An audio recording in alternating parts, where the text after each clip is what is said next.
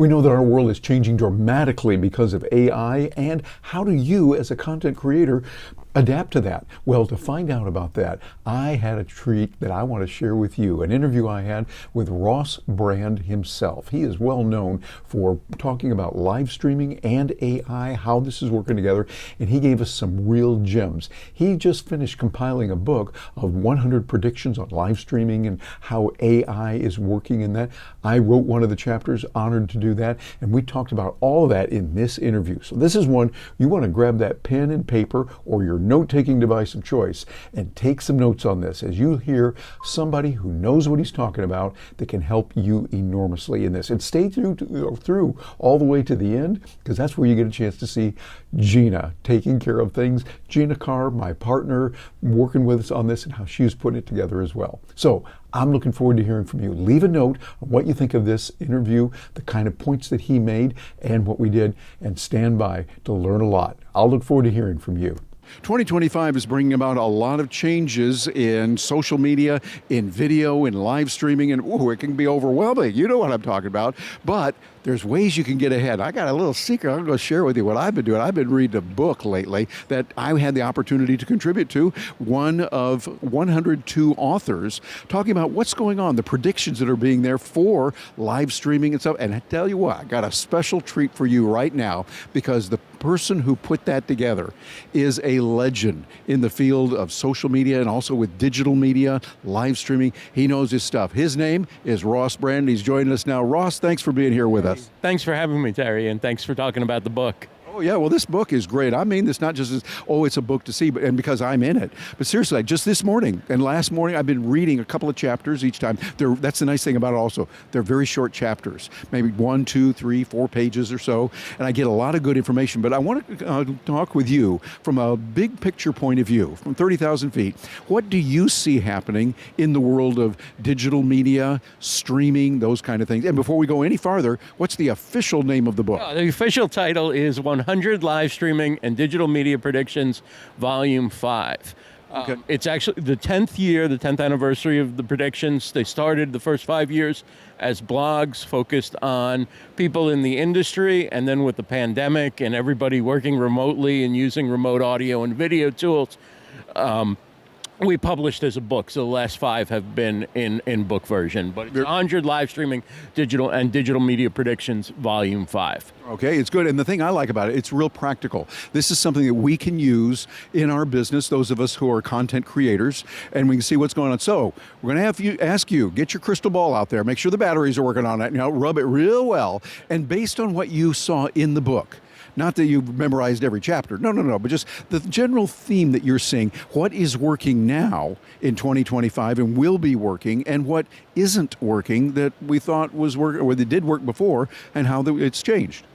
Well, I think AI is a huge part of everything that we're doing now. And so if you look at every prediction, I wouldn't call it an AI prediction, but I would call it a prediction where AI seeps in somewhere to it. So yeah, it's about in everything we do right now. Right. And so how does my industry, if you're a content creator, if you're an online entrepreneur, how in my niche can I employ AI to my advantage? And what are the steps that I need to be aware of that I don't trip over or hurt my business? So how do you use AI? And I would say if there's a consensus opinion, it's AI is a collaborator. It's somebody to offload some of your busy work to, but you never take the thing that you're the best at. If you're the best at hosting shows, that's your strength. That's what you're competing on. That's what people come to you for. Then that you do. Yeah, you put AI to work to do the show notes and help you come up with titles for the YouTube video. I like what you're saying on that, because that goes along with what I often say is you need to not copy and paste, not at all. But what you do is you copy, paste, and customize. Put in your own voice. You want to, as I say, you-ize it. So you would Ross-ize it. Gina would Gina-ize it. I like to Terry-ize it. So it sounds kind of cool that way. Terry-ize it. Okay, so let me get specific here. What specifics do you see for content creators that we need to be aware of with the changing environment, with AI making such a big impact? Well, I think we have to understand how the algorithms on social media are changing. This is a big difference from the way things used to be done. And the way we used to work was, I want to build an audience, I want to build a community, I'm going to put out content, I'm going to build a following, and then the social media platforms will show that content to my followers. Yeah, it's a great idea. So that doesn't work anymore? No, TikTok has changed the game, and this is not an endorsement, nor is it a criticism of TikTok. This is an evaluation of reality. Every platform noticed what TikTok was doing, and many of them said, let's gobble up some of the features for ourselves, which put a value on short-form entertaining content versus necessarily social-first content. But then it's also not about feeding the content to your followers. It's finding an audience for that specific video, that short clip, that short photo, that brief blog post, whatever it is. It's where is the audience for this? How do we get this to go viral? Which means only a small portion of the people who are following you may get that in their feed. And it also matters how you do in the first several hours after you put a post out, because that testing's going on and it's looking for signals that this has an audience or it doesn't. It's neither for or against you. It's trying to find, is this going to keep people on the platform? Are they going to be interested in this or not? Yeah, actually, Ross, what you were saying there really makes a lot of sense. We've got to focus on the audience. It's not just, although I put out some really dandy good videos, and I thought they were great and everything, and both people that saw it really enjoyed it, that kind of thing. But what you're saying, I think, is so important. It's a playing field leveler, though. Here's the good thing. If you have no followers and you're doing your first video, if you do something that appeals to an audience, that can take off. Even the biggest accounts, you'll notice one day they get thousands and thousands of views or hundreds of thousands, and then the next day they'll put out in a video and it'll have 5,000 views or 3,000 views or hundreds of views. And that's because it's not based on the follower count anymore, which is a way that the independent creator could take advantage of it. But it also requires upping the level of the quality and understanding, as you said, what the audience wants. Okay, let's get real nitty-gritty here. Easy. Yeah, you're absolutely right. So here, for those of you watching this, you want to get your pen and paper ready if you don't have it already, or your note-taking device of choice. And I'm going to ask Ross, okay, what do we do so that we can make sure we appeal to that audience? How do we find out what the audience wants? I might think, well, they want to know about blue widgets, and the audience is going, we don't care about that anymore. We want this other thing. How do we find that out? And AI, wink, wink, wink, might play a role in that. What do you think? Well, certainly you can ask AI what people are searching for, what people are interested in within your niche. You can look at other content you've put out and see what resonates or not. And it doesn't mean that you have to follow that all the time because you're a creator and you want to do things that mean something to you, but you've got to find that sweet spot where there's a mix between what your passion is and what you enjoy creating and what an audience is looking for.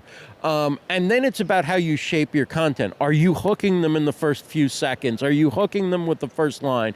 Are you writing a headline or a good title to your blog post or your story? And those are things that AI can help you with without taking away from the story that you wrote. It's still you. For instance, I do the first version of everything generally either live or live to tape style.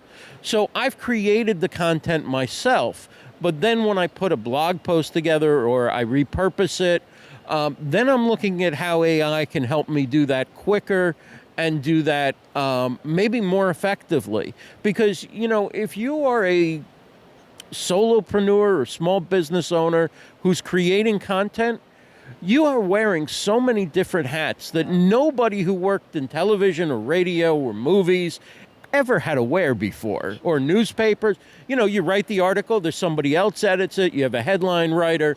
TV, you've got a whole team of people getting you ready. But if you're doing this online, this is an adjunct to your business. You're not putting a whole media team together unless you have a really big company, and even there, it's not easy to justify for social media. So that's where AI is a difference maker. If you think about it that way, it's not done for you, but it's done with you, and it's things you can offload. I like that. There's things that we can offload and it's done with us. And I think that's important. Now, one of the things I want to bring out, and since we got you here, we're going to take advantage of you just a little bit here, because in the book, a lot of people talked about live streaming and the importance of live streaming. You are the king in that. You know so much about it and everything. Tell us why live streaming is big, so we know what that is, and what can the person who's watching this do to start getting into live streaming? Do they do it with just their phone? Do they have to do more? Do they have to spend a lot of money to get into it? What do you recommend to that person who's watching this saying, okay, tell me, Ross, what do we need to know about live stream? Well, getting started is easy because if you have a smartphone today, you've got a camera that's terrific. You've got a microphone that, even if you use the built-in microphone, is going to pick up pretty good audio. And then there's lots of little gadgets you can plug in to make your audio better. And of course, there's so many browser-based tools. If you want to go from a laptop or a desktop computer, really there isn't a whole lot that you need. Your laptop probably has a built-in camera that's getting better, so it's not a crazy thing to use that, but you can upgrade to an external webcam or use a camera that you already have in your home. You can get very good microphones for under $100 that are USB, plug right in.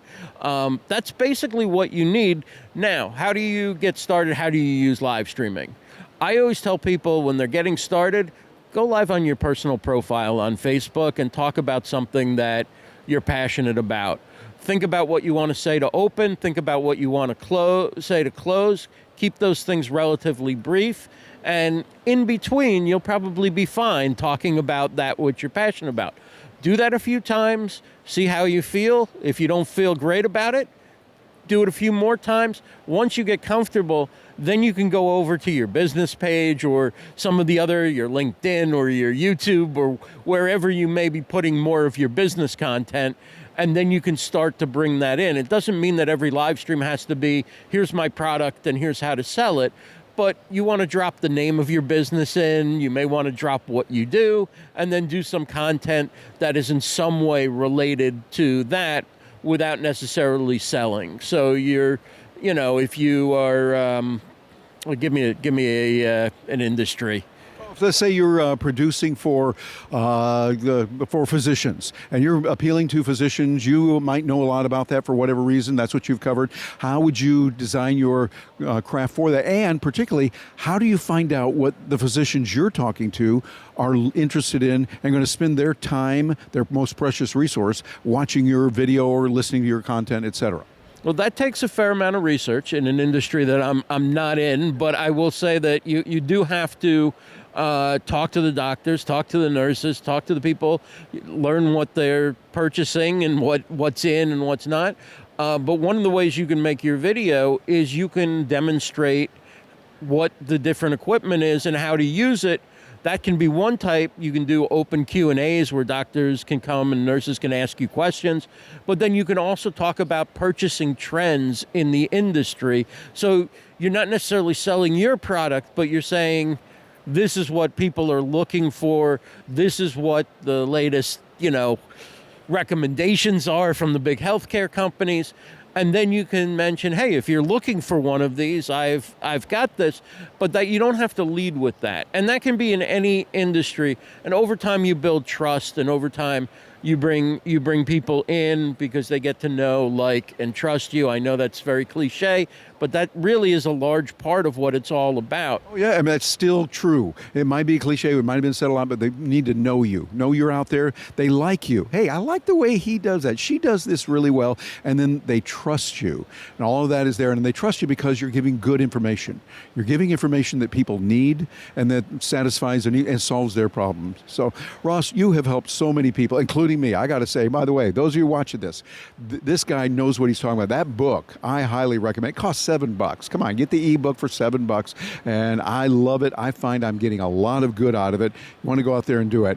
And so, Ross, what words of advice will you give to that person who's watching this? And they say, okay, I want to get going, or I'm already doing it. I might have been doing it for several years, but what do I need to do now, given the world where it is today? Well, I will say this. I think the number one reason people should consider live streaming, and the book goes into a lot more than live streaming. It's less about live streaming than it ever was because of how much AI and how many different platforms have come along in different mediums. But the reason why live streaming is great is because we're all pressed for time. And if I go live for a half an hour, I've got a half an hour of content. If I try and produce a video, you can take that half an hour live stream. From that, you can have video clips for social media. You can have a long form video for YouTube or wherever you want to put a long form video. You can rip the audio and make it a podcast. You can write a blog post, a newsletter. All that half an hour content, when it's done thoughtfully, you've got everything you need to be an online creator within that half an hour of content. You've now got it out on paper, or once you transcribe it, you can then drop it in. That's where the AI comes along. Drop it in, give me an outline for a newsletter, write a 600-word show note article, give me a blog post, put the 5 most impactful quotes so that I can do graphics of them.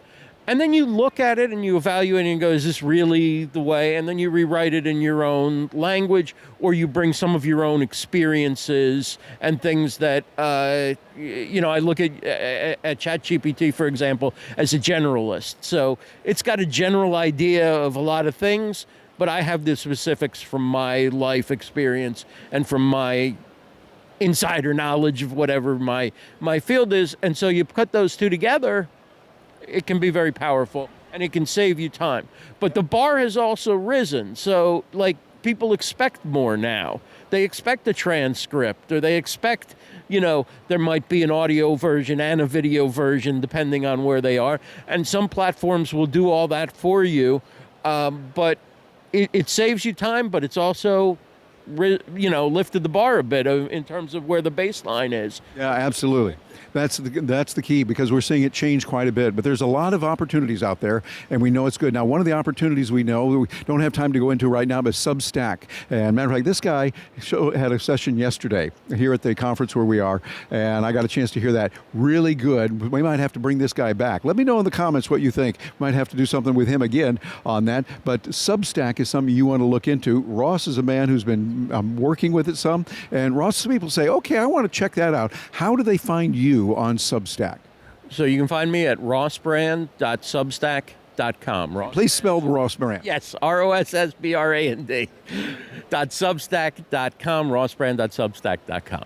All right. Well, Ross, you have helped so many people. You've helped me. I really appreciate you through the years we've known each other, and honored to be in the book. And by the way, get the book and be sure and read my chapter 76. Yeah, go be sure and read that, and then get in touch with this wonderful guy here. Follow him. See what he's doing.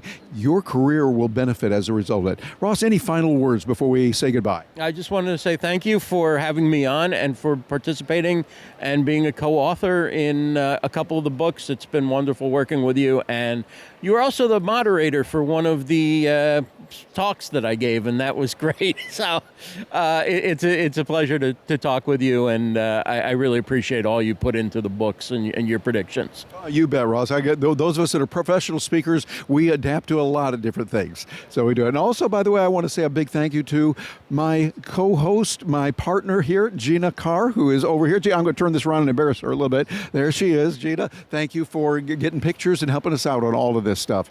Happy to fly on the wall and learn so much from you. And we'll have to get you when we get you on a microphone. Here, hold the mic for a moment. Happy to be a fly on the wall and learn from these two brilliant guys. All right. Well, you see, this is how we do. We just keep it real. It's us right here. Authentic, not all the fancy schmancy stuff that like the grown-ups do. But hey, I'm Terry Brock with Stark Raving Entrepreneurs. We get wonderful people like Ross come by and talk with us often. We want to hear from you. Let us know where you're creating, what you're creating about, and the questions you have. I will look forward to seeing you a little bit later, and have a wonderful day.